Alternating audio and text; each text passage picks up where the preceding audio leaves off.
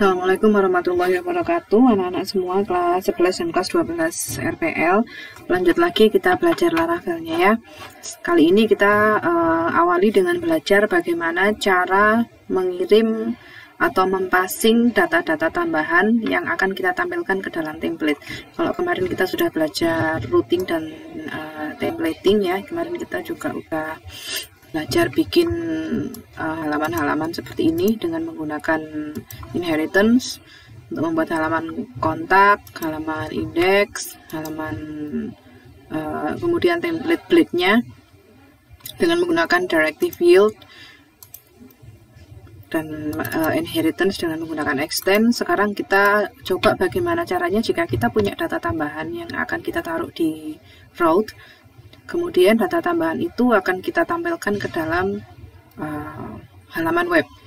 Nah, untuk kepentingan data tambahannya, saya sudah menyediakan data tambahan seperti ini dengan struktur seperti ini. Ada variabel post yang berupa array, kemudian ada data pertama dan data kedua ya. Data pertama mengandung title dan konten. Begitu pula dengan data kedua, ada title dan juga ada kontennya. Tuh. Nah, ini sudah saya taruh di e-learning di bagian post data ini. Silahkan kalian nanti bisa mengunduh sehingga kalian tidak perlu melakukan pengetikan terhadap data itu. Jadi kalian bisa download aja, kemudian kalian copy. Kalian download dari sini ya. Kalian buka, kemudian kalian copy. Kemudian kalian masukkan ke rute post ID ini ya. Kita tambahkan di sini. Tambahkan di sini, paste di situ. Nah, nanti data ini, data ke-1 atau data kedua ini kita akan lempar ke halaman web. Sebelumnya kita akan hapus dulu ini ID-nya yang ada di sini. Karena kita akan memakai ID yang sudah ada di data yang kita paste tadi, data yang kita masukkan tadi. Di sini juga sudah ada key-nya berupa ID 1 dan 2. Nah, sekarang kita mau menampilkan data yang mana, data yang ke-1 atau data yang kedua, kita bisa lakukan mekanismenya pada posisi return. Di sini kita modifikasi return-nya supaya dia menampilkan sebuah template yang belum kita buat ya template-nya. Kita kasih nama post.show, kemudian di situ kita kasih sebuah baris, sebuah perintah untuk menampilkan postingan post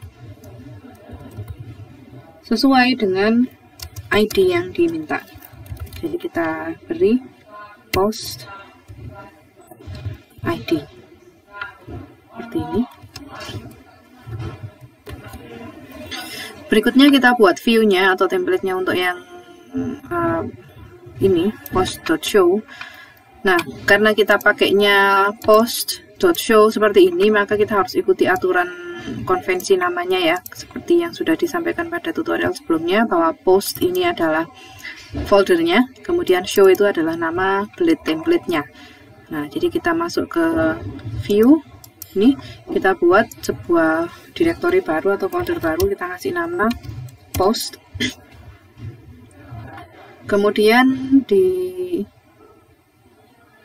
post ini kita kasih sebuah template baru namanya show.blade.php seperti ini. Nah, jadi kenapa demikian? Karena kita membuat halaman show atau template show-nya itu pada folder post, sehingga kita harus buat dulu foldernya, kemudian kita buat filenya yang namanya show. Konvensi namanya menggunakan .blade.php seperti ini. Jadi show.blade.php itu ya. Nah, ini filenya masih kosong.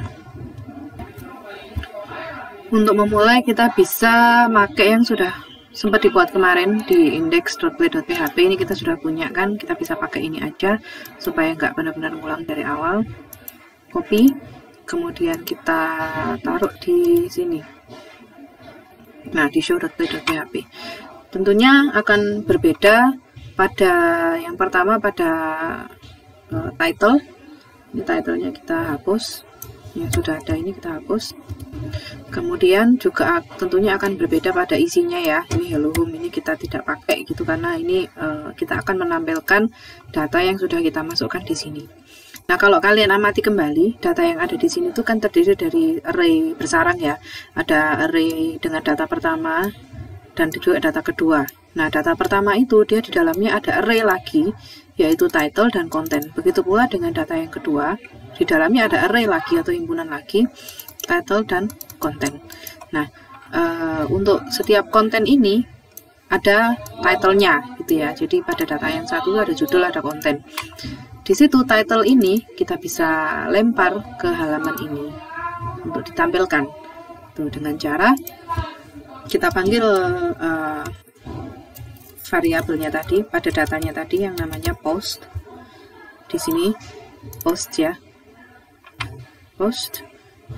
Kemudian kalian buat title. Itu. Kemudian di bawahnya kalian bisa kasih isi.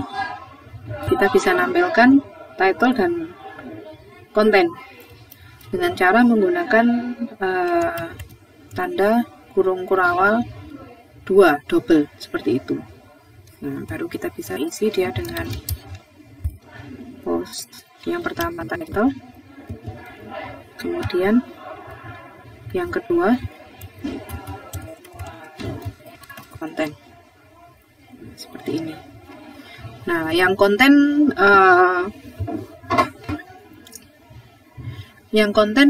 kalau dia konten kan dia bukan heading ya, berarti kita bisa ganti dia dengan P gitu supaya menjadi paragraf. Karena konten bukan judul ya. Kalau judul H1 karena dia heading, kalau konten dia P atau paragraf karena memang dia konten. Jadi kurung kurawal double ini biasa disebut dengan moustache ya. Tanda moustache.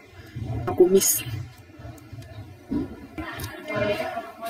Nah, sedikit koreksi dan penguatan ya, bahwa yang kita tuliskan di sini adalah post, nggak pakai S. Sedangkan di sini nama variabel yang dipakai untuk menyimpan data itu post pakai S. Tapi yang di sini post tidak pakai S. Post. Kenapa demikian? Karena kalau misalkan kita manggil, yang kita panggil itu ini route-nya, ya, route-nya sama seperti yang ada di sini juga. Yang di sini post, yang kita panggil tuh di sini. Post yang di sini kan nggak pakai S ya, sehingga ini juga nggak pakai S. Nanti dia akan kita panggil dari alamatnya, kemudian garis miring post, kemudian dia akan menampilkan apakah title ataukah konten sesuai dengan ID yang kita masukkan. Nah, jadi supaya lebih jelas kita bisa praktekkan. Kan di sini ada data 1, ada data 2. Kita bisa panggil dia. Misalnya data yang pertama, post garis miring 1. Dia akan menampilkan data yang pertama, intro to Laravel. This is a short intro to Laravel. Nah, intro to Laravel ini data yang pertama. Kemudian this is a short intro to Laravel, itu dia adalah data yang kita taruh di konten seperti ini. Jadi kita panggil angka 1 itu dia masuk ke ID. Ini kan ID. Kemudian dia akan menampilkan apa yang ada di dalam variabel post ini sesuai dengan angka yang kita masukkan. Kalau yang dimasukkan angka 1, yang dimasukkan di sini adalah angka 1, maka dia akan menampilkan data yang pertama. Kalau yang kita masukkan yang angka 2, seperti ini, dia akan menampilkan data yang kedua, seperti itu. Nah, manggilnya dari ini, dari show PHP itu kita panggil dari post atau dari rutenya post, gitu ya. Post ini juga post seperti yang ada di sini, sehingga saya harap kalian nggak terlalu bingung ya. Yang kita tuliskan di sini itu adalah sama dengan nama rutenya, post, ini post. Kemudian post pakai S ini dia adalah nama variabel yang menyimpan datanya. Nama array yang menyimpan datanya itu namanya post, kita pakai. Jadi ada tanda namanya, kita pakai seperti itu. Kemudian perintah di sini kalau kita post, kita panggil post di sini, dia akan menjalankan perintah ini yang menampilkan data post nomor berapa yang akan dia ambil. Gitu ya. Jadi ID-nya juga selain masuk ke sini, dia juga akan masuk ke sini juga sebagai keluaran. Ini di ID kalau misalkan kita panggil dari sini, tuh dia masuk ke sini sebagai inputan. Kemudian inputan itu dipakai untuk mengeluarkan data yang mana sesuai dengan ID. Kita keluarkan nih di bagian yang ini, yang bagian mengeluarkan datanya sesuai dengan keluaran yang kita masukkan. Karena harapannya data yang kita keluarkan itu sama dengan data yang kita masukkan. Kalau yang dimasukkan adalah ID dengan angka 1, maka yang data yang dikeluarkan juga data yang ber-ID 1, sehingga ini dan ini akhirnya harus sama. Ya, jangan sampai nanti kalau yang di sini kita masukkan 2, yang keluar adalah data yang ke 1, sehingga di sini dibuat sama-sama ID. Kalau ini 1, ini juga 1. Maka data yang diminta, data ke 1 dengan data yang dikeluarkan, yaitu data ke 1 juga, itu akan sama. Nah, nanti jika ada yang masih kurang jelas pada tahap ini, bisa kita diskusikan lebih lanjut di dalam kelas. Nah, lalu bagaimana jika kita mensuplai nilai yang tidak valid di sini? Misalnya kita suplai dengan angka yang tidak ada. Karena tadi data ke-1 dan data kedua saja yang ada, sedangkan yang data 2543 ini kan nggak ada. Sehingga akan menyebabkan error seperti ini. Karena memang ini data nilai yang kita lempar ini tidak valid ya. Nah, supaya tidak terjadi seperti itu, kita bisa menambahkan helper function, ya, fungsi penolong. Dari sekian banyak fungsi penolong itu yang bisa kita manfaatkan pada kasus ini adalah fungsi abort if. Abort if ini dia digunakan untuk menghentikan program jika ada kejadian seperti tadi. Di abort itu kan artinya berhenti ya, menghentikan program. Kemudian dia akan melakukan hal tertentu untuk menampilkan halaman tertentu untuk ditampilkan kepada pengguna atau viewer. Nah, sebagai contohnya di sini kita menggunakan fungsi abort if. Kemudian kita harus kasih kondisi. Kondisinya apa ketika fungsi ini dijalankan. Jadi jika kondisi itu terpenuhi, maka fungsi abort if ini akan dijalankan. Maka kita bisa menggunakan iset. Jadi jika tidak diset ya, variabel post pada ID yang benar, kita ambil seperti ini, post ID-nya itu tidak diset dengan data yang valid, maka kita tampilkan error 404. Ini, nah, jadi maksudnya abort, hentikan program atau lakukan abort atau hentikan program jika di sini ada if ya, jika post ID ini tidak diset. Jadi jika tidak diset, ini di sini ada tanda pentung. Tanda pentung ini adalah tanda negasi atau tanda tidak ya. Jadi jika tanda pentung iset itu berarti artinya tidak diset. Jadi bisa kalian artikan sebagai tidak. Jika tidak diset post ID-nya, maka tampilkan error 404. Tuh. Nah, sekarang kita coba, kita ulangi lagi, kita supply data yang nggak valid. Tuh. Kemudian kita enter. Nah, jadinya ada error 404 ya. Tidak seperti tadi yang errornya nggak jelas. Nah, sekarang kita sudah masuk ke 404 ketika data itu tidak valid. Kalau kita ketik angka 1, karena 1 valid, maka dia nampil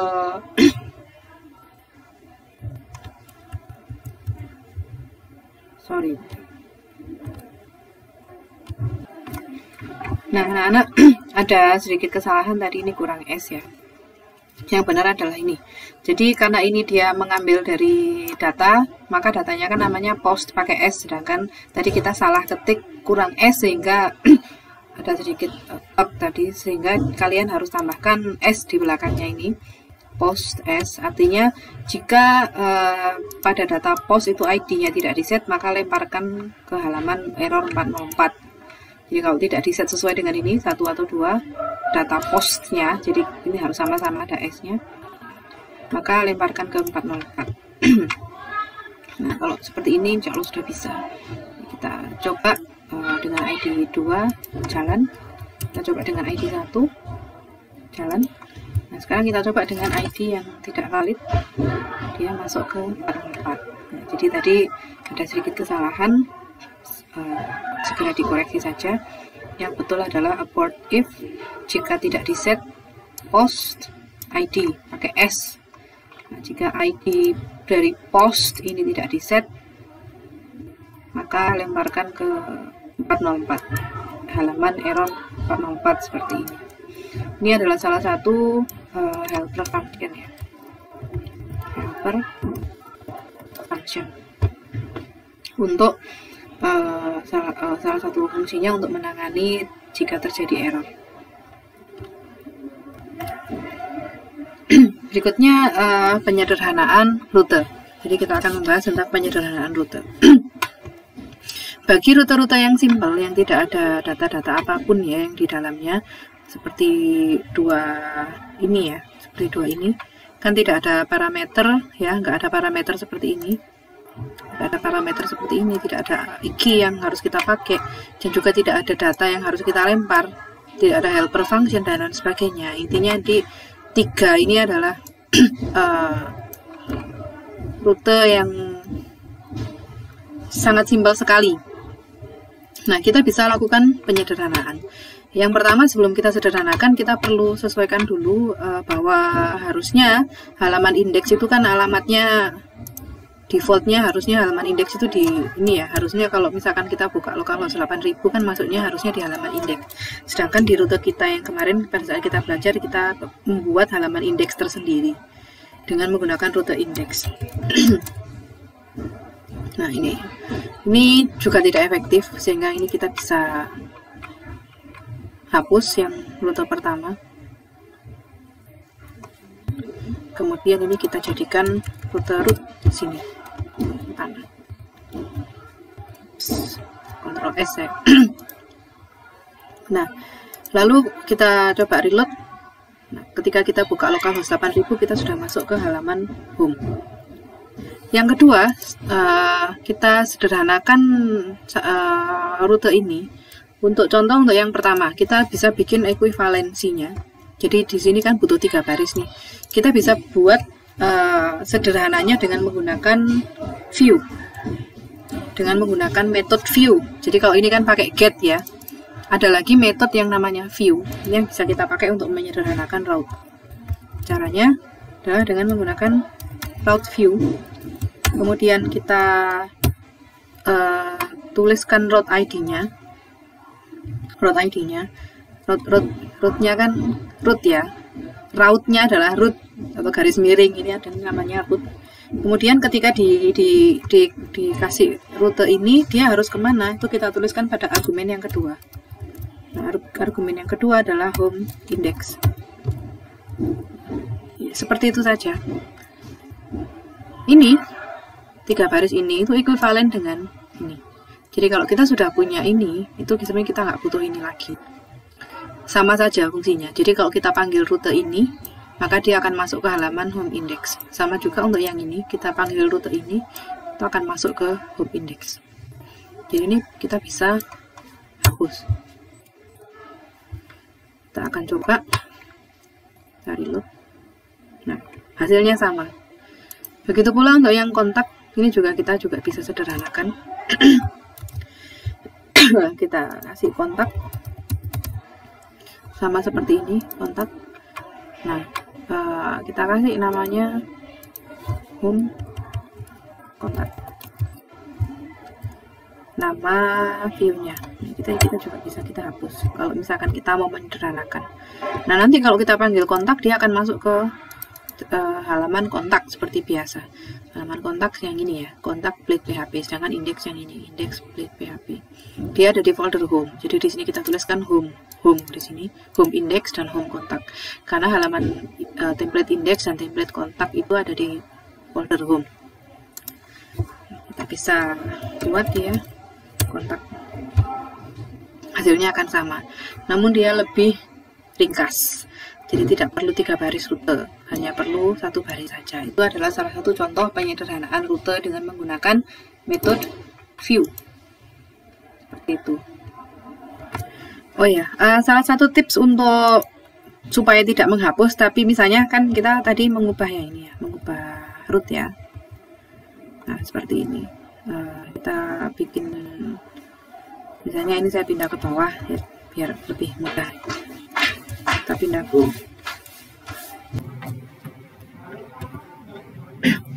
nah ini kita buat lagi untuk yang kontak.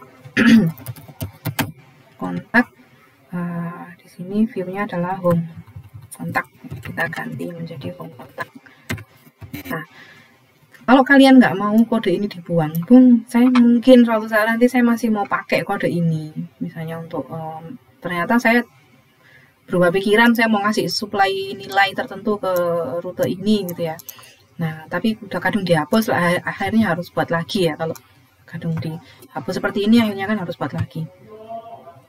Nah kalian juga bisa tidak perlu menghapus, tapi kalian langsung ketik, langsung pilih Ctrl slash ya, tombol kontrol di keyboard ditekan bersamaan dengan tombol garis miring atau slash, sehingga program itu nanti akan menjadi hijau, berwarna hijau seperti ini, atau warna yang lain, mungkin tergantung komputer kalian masing-masing. Tapi dengan adanya tanda double slash di sini, garis miring ganda di sebelah kiri dari masing-masing baris program, itu menyebabkan baris program itu menjadi tidak akan dieksekusi oleh compiler ya, atau bahasa kerennya itu menjadi komentar saja yang akan diabaikan gitu. Jadi dianggap tidak ada oleh compiler. Nah kalau nanti kalian ternyata suatu saat membutuhkan kode program ini, maka kalian bisa menguncomment dengan cara sama, kontrol garis miring, dia jadi seperti itu. Dengan menggunakan kontrol plus tanda slash, nah, seperti itu. Nah, sehingga ini rute yang ini tidak kita pakai, kita pakainya yang ini. Tapi rute ini tetap tidak hilang, hanya di komen saja. Kemudian untuk yang rute yang short ini, short version ini juga bisa kita kasih name sama seperti ini, name. Nah sama seperti ini juga name, bisa aja. Kita tinggal kasih nama name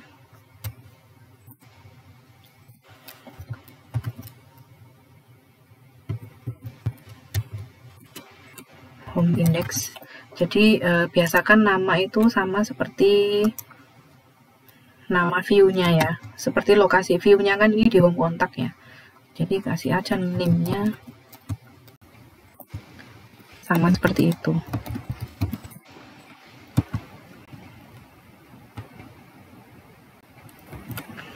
Seperti ini, kita coba lagi ya, tetap bisa dipakai ya, seperti biasa.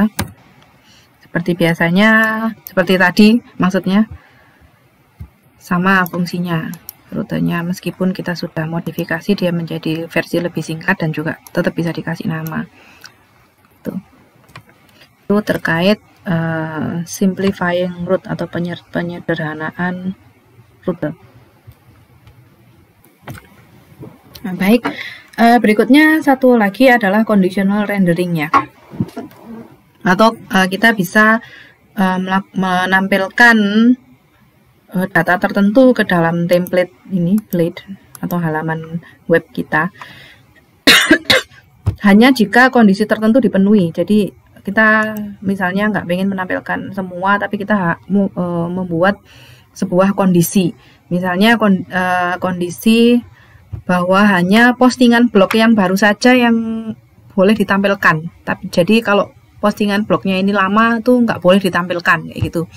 Itu adalah sebuah kondisi. Nah kita bisa tambahkan nanti di dalam sini sebuah direktif untuk conditional rendering itu. Nah pertama sebelum ke situ kita agak modifikasi sedikit data kita. Di sini kan cuma ada title sama konten. Nah, sekarang kita tambahkan penanda is new misalnya. Untuk yang pertama kita kasih true. Jadi dia jangan lupa koma ya. Is new true artinya postingan nomor 1 ini, postingan dengan ID 1 ini adalah postingan baru, menandakan bahwa itu postingan baru.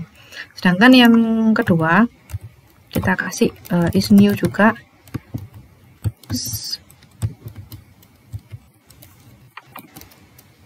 Is new kita isi dengan false untuk menandakan bahwa postingan kedua ini itu tidak baru. Jadi is new-nya dikasih false, is new-nya dikasih false karena dia tidak baru. Jadi ini postingan baru, ini postingan yang tidak baru alias lama. Nah, sekarang kita pakai showblade PHP atau template yang berfungsi untuk menampilkan data post tadi ya, data postingan tadi, postingan ini dan ini tadi kan ditampilkan di sini. Nah, untuk menampilkan suatu data tertentu tergantung dari kondisi new atau tidak, itu kita bisa menggunakan directive yang namanya adalah if. Ya, kalau kalian pernah dengar familiar dengan if atau jika. Nah, ini dia berpasangan dengan directive penutupnya yaitu NIF. Nah, apapun yang berada di dalamnya blok ini, antara if dan NIF ini, dia hanya akan dieksekusi jika kondisi yang kita tuliskan di dalam kurung itu terpenuhi atau benar gitu. Nah, sekarang kita mau periksa jika is new ini sama dengan true, maka kita akan mengeksekusi suatu beres program di sini. Caranya kita bandingkan dengan post is new. Nah, jika pada postingan itu is new-nya adalah true, maka kita bisa misalnya mau menampilkan sebuah blog, a new blog post misalnya. Nah, kalau misalkan is new-nya salah atau false, jadi untuk yang kasus yang kedua is new-nya kan false ya, maka ini baris ke-8 ini itu tidak akan dieksekusi. Tuh. Nah, sekarang kita akan coba localhost post 1. Nah, a new blog post. Ada new blog post di sini. Nah, kalau kita kasih postingan 2, maka new blog postnya nggak ada. Nah, sehingga bisa kamu amati bahwa ini baris ke-8 ini hanya dieksekusi jika is new ini adalah true. Itu adalah fungsi dari directive if. Kurang lebih logikanya sama persis dengan logika if else yang biasa kamu pelajari di bahasa pemrograman yang lainnya ya. Jadi condition yang jika condition ini true, maka apapun yang berada di dalamnya if itu dia akan dieksekusi. Jika tidak true atau false, maka ya tidak akan dieksekusi. Seperti itu. Selain if, kalian juga bisa menambahkan else if ya. Misalnya kalau kondisi ini tidak terpenuhi, kondisi ini tidak true, kita ingin menampilkan pesan yang lain, misalnya blog postnya old misalnya. Nah, kita bisa tambahkan directive else if. Nah, jika blog postnya tidak new, berarti tidak ada tanda. Jika postnya tidak new, dikasih tanda negasi atau tanda garis pentung. Jika tidak new, jika is new-nya tidak new, maka div kita kasih an old blog post. Misalnya seperti itu. Jadi nanti kalau is new-nya ini true, dia nampilkan ini. Kalau is new-nya ini false, maka dia akan nampilkan ini. Jadi ada else if di situ. Kita akan coba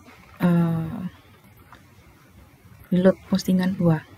Nah, di sini ada old blog post karena ini 2 itu kan data yang kedua kan ini ya, is new-nya false. sehingga dia ada pesan old blog post di situ. Kalau misalkan kita kasih 1, maka dia di sini new blog post to if dan else if, seperti ini.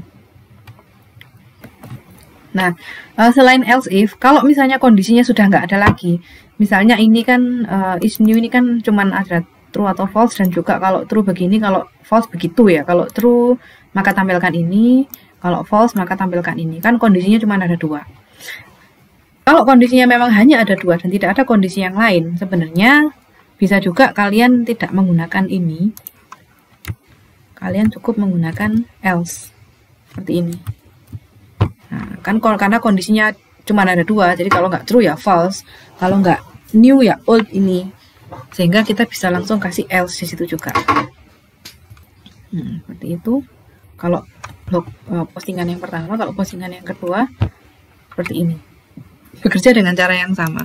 Nah, kenapa tadi saya tunjukkan else if? Itu bisa dipakai jika kemungkinannya itu lebih dari 2. Misalnya ada 3 kemungkinan atau lebih.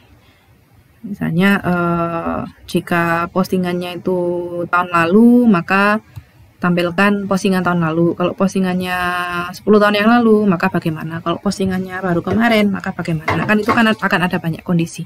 Jadi kalian bisa pakai else if gitu ya. Kalau memang hanya ada 2 kondisi seperti ini, kalian bisa pakai else. Seperti itu. Jadi ini kalau kalian mau ngasih keterangan, bisa kasih kalian tambahkan komen nanti ya. Kalau mau komen, kalian bisa pakai seperti ini. Nah, tanda ini dia digunakan untuk komen pada blade. Jadi bedakan yang tadi ini komen yang ada di sini itu pakai tanda garis miring. Tapi kalau sudah di blade, itu komennya caranya adalah dengan cara seperti ini ya. Mouse stage tambah strip itu. Kalian bisa tambahkan keterangan di situ direct untuk menjelaskan kode program ya. Misalnya salah satu fungsi komentar itu kan memberikan penjelasan pada kode program. Nah, kita kasih penjelasan. Directive if berfungsi untuk melakukan render data tertentu sesuai kondisi benar atau salah itu ya. Misalnya kita mau tambahkan di sini juga bisa untuk memberikan keterangan. Extends digunakan untuk melakukan pewarisan pada layout yang sudah dibuat di app Glade PHP sehingga tidak perlu membuat layout kembali. Nah, contoh ini misalnya menampilkan title tuh ini gunakan untuk awal dari section konten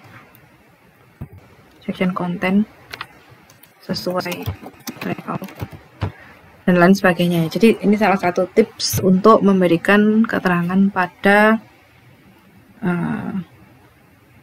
kode program supaya kalian tidak lupa. Jadi boleh kalian sering-sering membuat komen pada kode program untuk memberi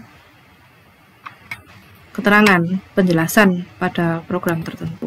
Ini adalah metode view untuk menyederhanakan root tanpa parameter. Nih misalnya tuh.